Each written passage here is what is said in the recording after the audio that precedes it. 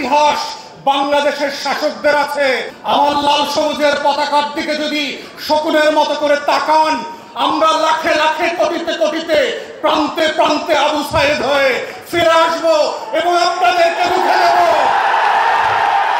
বাংলাদেশ বিক্রি করার জন্য জন্ম হয় নাই, লাখো শহীদের রক্তে করা দেশটা কারো পাবেন না।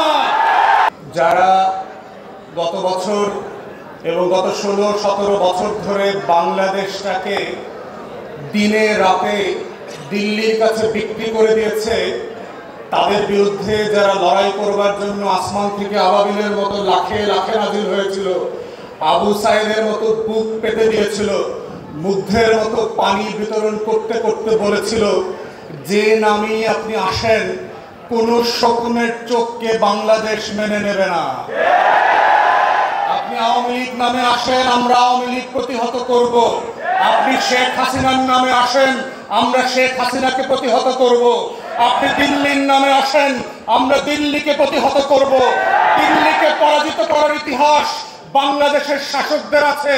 তাই শুধু আওয়ামী লীগ আর হাসিনা না, দিল্লিকেও বুঝতে হবে। ত্রয়োদশ এবং চতুর্দশ শতাব্দী থেকে শিক্ষা নেন। আমার লাল সবুজের পতাকার দিকে যদি শকুনের মতো করে তাকান, আমরা লাখে লাখে কোটিতে কোটিতে প্রান্তে প্রান্তে আবু সাইদ হয়ে ফিরে আসবো এবং আপনাদেরকে রুখে দেব।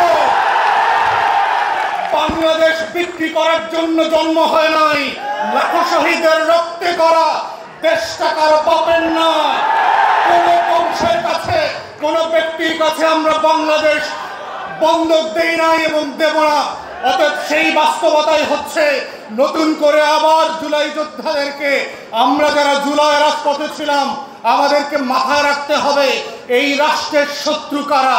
প্রতিদিন এই রাষ্ট্রের ক্ষতি করবার জন্য দেশে এবং বিদেশে বসে কারা ষড়যন্ত্র করছে, হাজার হাজার কোটি টাকা অপচয় করে লুটপাট করে আজকে বাংলাদেশকে অস্থির করবার জন্য উঠে পড়ে লেগেছে। ওরা কারা?